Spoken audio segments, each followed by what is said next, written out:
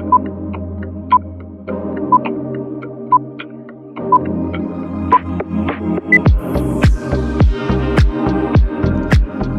to the inaugural episode of Zero Barriers, a series dedicated to dissecting, discussing, and dismantling the systemic biases that shape our world. This podcast is an extension of what I call the Zenzuni Bardo path, a philosophy grounded in the belief that answers are all around us. We just need the right questions to unlock them. Today, we're venturing into the realms of paleontology and anthropology, with a special focus on the discovery of Homo naledi. But before we dive in, it's crucial to understand that my own life experiences serve as the lens through which I explore these complex issues. I come from a mixed background of German, Jewish, Roma, and Mongolian ancestry, a rich tapestry that has been both a source of pride and a target of derogatory jokes since childhood. Raised in a working class family that never missed an opportunity to remind me I was, quote, from the wrong side of the tracks, unquote, I've been othered in multiple ways through my life. My family emigrated to Canada due to the stigmatization of our Mormon faith in Germany, a faith I left at 19. Coming out as gay at 14, I didn't face overt discrimination for my sexuality until entering the workforce.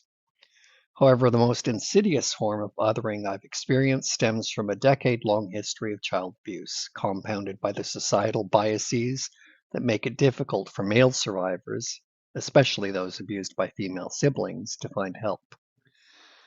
Now, at 57, I continue to be marginalized due to my disabilities, many of which are hidden, and my refusal to hide them away like a proper adult. Why share all this? Because these experiences shape how I view the systemic biases in fields like paleontology, where discoveries like Homo naledi are framed through a predominantly white, Eurocentric lens. As we delve into today's topic, remember that the biases we discuss are not abstract. They affect real people in real ways every single day. In the realm of paleontology and anthropology, discoveries like Homo naledi are celebrated as groundbreaking.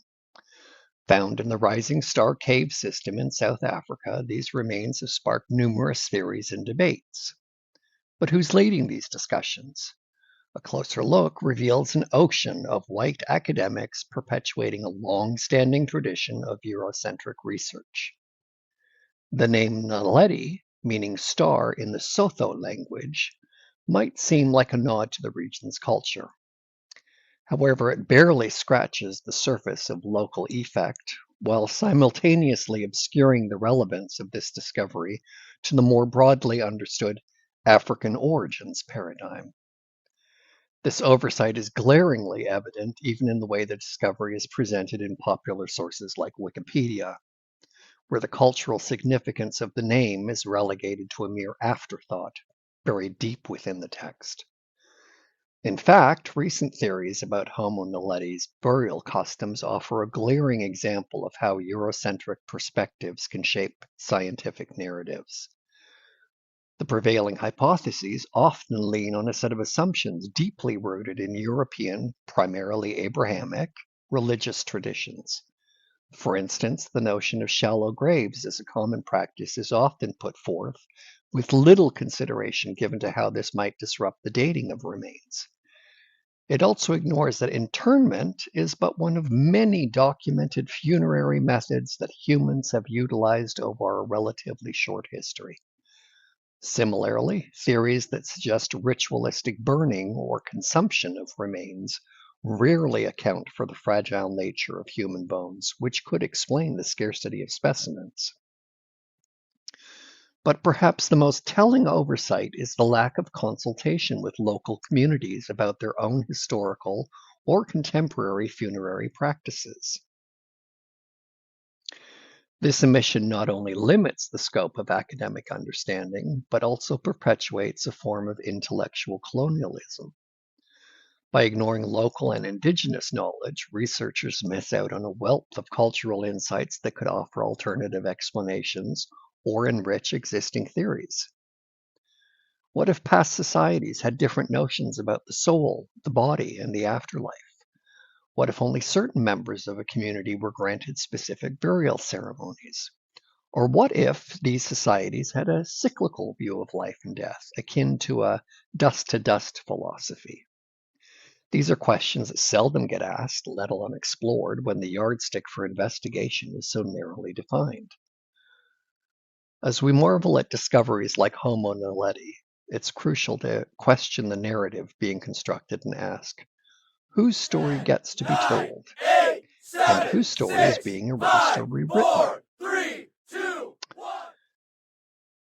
Coming next, as we peel back the layers of bias in the Homo naledi discovery, it's worth asking, how do other theories and narratives fare under the same scrutiny?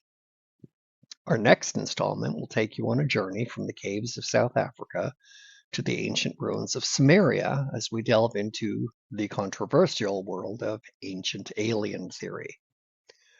Much like the Homo naledi case, ancient alien theory is rife with Eurocentric biases, albeit in a different flavor.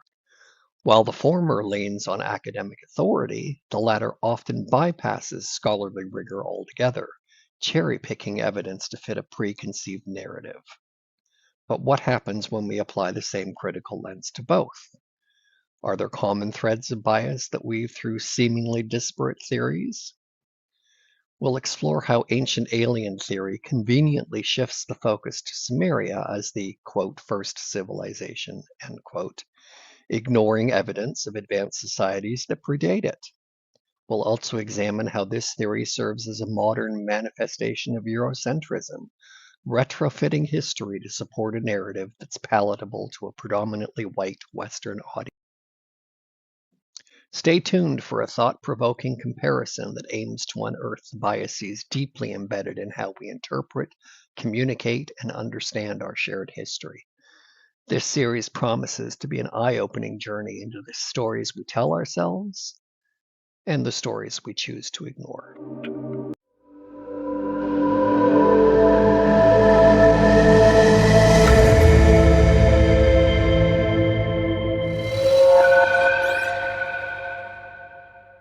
Welcome back to another episode of Zero Barriers, where we dissect, discuss, and dismantle the systemic biases that permeate our society. Today, we're diving deep into the murky waters of ancient alien theory, a topic that has captivated the public imagination for decades. But before we get into it, let's remember one of the pillars of the Zenzuni-Bardo path. Answers exist all around us. We simply need to find the proper questions to unlock them. Before we dive into today's topic, let's clear the air a bit. Now, I haven't been flooded with emails or anything, but a few folks have wondered why I'm shifting gears from art and advocacy to, well, ancient civilizations and the like. Here's the thing. Being a creative soul means you find inspiration in all sorts of places. For me, that includes everything from archaeology to ancient history and prehistory. It's not just a passing interest, it's a lifelong passion that's as much a part of me as my art. And guess what? It all ties back to the Zenzuni-Bardo path. So as we go along, I invite you to keep an open mind. Challenge your own ideas, and maybe, just maybe, we'll all learn something new. Ancient alien theory has been around for at least a century, and it's evolved over time to include various elements from different cultures and mythologies. But what's the allure? Why do people gravitate towards this theory? Well, it offers an alternative narrative to traditional religious and historical accounts, replacing the, quote, angry god, unquote, of Abrahamic traditions with extraterrestrial beings. It's modern myth-making at its finest. Zecharia Sitchin, a key figure in ancient alien theory, popularized the idea that the Sumerian civilization was influenced by extraterrestrial beings called the Anunnaki. However, Sitchin's translations have been widely criticized for their inaccuracies. For instance, the term Anunnaki is more accurately translated as princely heirs, not, quote, those who from heaven came, unquote. This mistranslation alone dismantles the foundation upon which much of ancient alien theory is built. But why does this matter, you ask? Well, ancient alien theory presents specific dangers to objective academic pursuits. Here are some point-for-point examples of how academia and ancient alien theory interpret similar elements in vastly different ways. The Great Pyramids. Academia states that this was built by ancient Egyptians as tombs for pharaohs using a workforce of skilled laborers. Ancient alien theory posits that it was constructed by aliens, or with alien technology, as humans couldn't possibly have built such structures. The Sumerian texts. Academia interprets the Anunnaki as possibly mythological figures or high-ranking individuals within the society. Conversely, ancient alien theory asserts the Anunnaki are extraterrestrial beings who came to Earth to mine gold. Göbekli Tepe in Turkey. Academia sees it as an archaeological site that challenges our understanding of prehistoric societies and their capabilities. Ancient alien theory completely ignores it because it doesn't fit the narrative of aliens kickstarting civilization. What about ancient art and carvings? Academia views them as symbolic or ritualistic representations. Ancient alien theory claims they are depictions of ancient astronauts and advanced technology. And then we have DNA and genetic studies. Academia uses these to trace human migration patterns and evolutionary changes. Ancient alien theory asserts that human DNA was manipulated by aliens to create modern humans. It's a feel-good narrative that offers palatable alternate histories, but at the cost of sidelining native and indigenous perspectives. The theory also has a knack for replacing traditional religious figures with aliens, essentially creating a modern mythology. Allowing ancient alien theory to continue unchallenged is a disservice to objective academic pursuits. It lacks internal rigor and is resistant to external critique. Moreover, it propagates the erasure of indigenous knowledge, further marginalizing already marginalized communities. In closing, I want to bring us back to one of the pillars of the Zenzuni Bardo path, which is that the answer precedes the question. In the context of ancient alien theory and mainstream academia, this means that we should treat every discovery, every artifact, and every piece of ancient text as an answer waiting for the right question. Instead of forcing these discoveries into our preconceived narratives or using them to uphold systemic biases, let's ask new, better questions. Let's be open to the multitude of stories and histories that exist, and let's give them the respect and rigorous inquiry they deserve. Because the moment we think we have all the answers, we stop asking the right question. In our next episode, we're going to connect the dots between Homo naledi, Sumeria, and the broader philosophy of the Zenzuni Bardo path.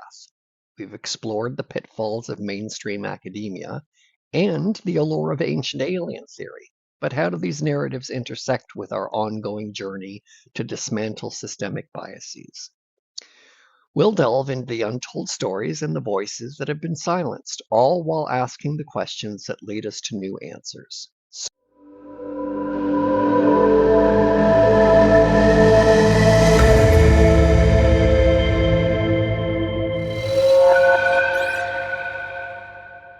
Today on Zero Barriers, we're diving into a summary episode that aims to tie together some of the key points we've discussed in previous episodes about Homo naledi and ancient alien theory. I want to make it clear from the get-go that I have significant issues with how both academia and ancient alien theory approach the fields of human history and prehistory. Both paradigms often manipulate scant data to fit their narratives, sidelining or outright ignoring indigenous wisdom and perspectives. So let's get into it.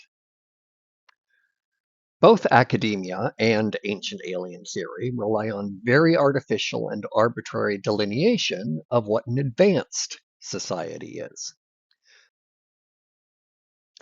They share similar criteria: evidence of written language, organized town sites, and a shift from agrarian lifestyle, hierarchical social structures, specialized technology, and a shift from animistic to anthropomorphic spiritual beliefs. These criteria create a circular argument. For instance, advanced is proven by tools, which is proven by advanced. It's a self-fulfilling prophecy that leaves no room for indigenous wisdom or alternative lifestyles. Sumeria is often cited as one of the earliest examples of a civilization with a written language, used to bolster the argument that written language is a hallmark of advanced societies. But here's the catch: the absence of evidence is not evidence of absence. Just because we haven't found written records in other ancient civilizations doesn't mean they didn't exist or that these societies were any less advanced. Take, for example, the shifting narrative around Homo neanderthalis. Once considered the quote, idiot cousins, their words, of Homo sapiens by mainstream academia, they were suddenly rebranded as advanced beings when it was discovered that non-African humans share 1 to 3% of their DNA. The shift in perspective allowed for a reevaluation of cave art, advanced tools, and other cultural markers that were previously attributed solely to Homo sapiens. It's a clear example of how academia can change its tune when new evidence comes to light, but also how it can stubbornly cling to outdated ideas when it suits them. Let's not forget our discussion on Homo naledi, a species that challenges both academic and ancient alien theory perspectives. With its mix of primitive and advanced traits, Homo naledi serves as a poignant reminder that our understanding of human evolution is far from complete. Just like with Neanderthals, the discovery of Homo naledi forces us to reconsider what we thought we knew about human history, opening up new avenues for exploration and questioning. Now, let's talk about Göbekli Tepe, a site in modern Turkey that's been dated to around 9600 BCE. That's about 11,600 years ago. This site throws a wrench into both academic and ancient alien theory timelines. It's too old to fit neatly in the academic timeline of agricultural societies, and too complex to be easily explained by hunter-gatherers. Ancient alien theory proponents also struggle with it because it doesn't fit their narrative of extraterrestrial intervention. Yet it exists, challenging both camps to reconsider their rigid frameworks. When it comes to ignoring indigenous wisdom, the treatment of Aboriginal Australians serves as an interesting counterpoint. For years, Aboriginal Australians have been saying that they've been on their continent for tens of thousands of years, a claim that was often dismissed or minimized by Western academics. However, recent archaeological findings, such as the discovery of 65,000-year-old artifacts, have forced a reevaluation. This is in stark contrast to how similar artifacts in Europe and Africa have been treated, often dismissed or attributed to more advanced civilizations without direct evidence that such civilizations existed at that time. What's fascinating is that indigenous wisdom could offer alternative perspectives on these sites, filling in gaps in our understanding. But because these voices are often sidelined, we miss out on potentially groundbreaking insights. It's a glaring example of how our selective approach to history and archaeology can lead to incomplete or skewed narratives. When we talk about the shift towards agrarian lifestyles, it's impossible to ignore the example of Sumeria. Both academic and ancient alien circles often point to Sumeria as the epitome of a civilization that successfully transitioned from an agrarian society to a more complex urban one. However, this narrative is problematic because it assumes that the Sumerian way is the only or best way to achieve civilization. The resurgence of agrarian lifestyles today, particularly among those who can afford it, challenges our traditional notions of what constitutes an advanced society. These modern agrarians are not rejecting technology, rather, they are selectively incorporating it into their lives to foster sustainability and community. This shift challenges our traditional notions of what an advanced society looks like and opens the door for a more nuanced understanding of human progress. The Zenzuni Bardo path offers a framework for rethinking our approach to civilization and progress. By adopting principles like answers precede question, we can begin to look for solutions that are already around us, waiting to be discovered. If we can shift our focus from technology to values that promote integrity, honesty, and community health, we might just find a way out of the mess we're in. Let's not forget the hallmarks of civilization that we've embraced over the past 2 centuries. Leaps in technology, a global society that relies on that technology, often ignoring objectively simpler methods or considering them rustic. The constant struggle between power brokers that seek to maintain their power and status at the expense of those not in power, and a global return to the vast chasm that separates those with resources and those without.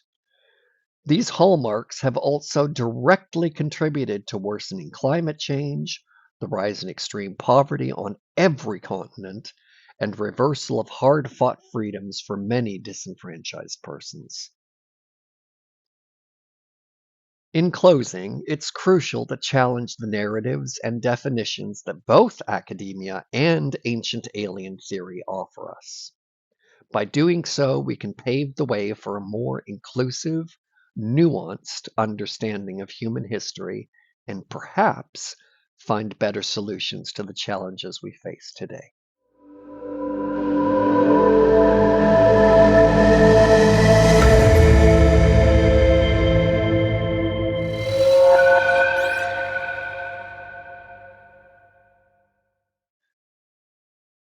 In our next episode, we'll return to Africa and begin a discussion about explicitly sidelining the input of African voices in exploration of their own continent. As always, I intend to present specific examples of the Eurocentric flavor of our Western society, how it silences non-European contributions to these discussions, and its implication for the wider Zenzuni Bardo path philosophy. Stay tuned!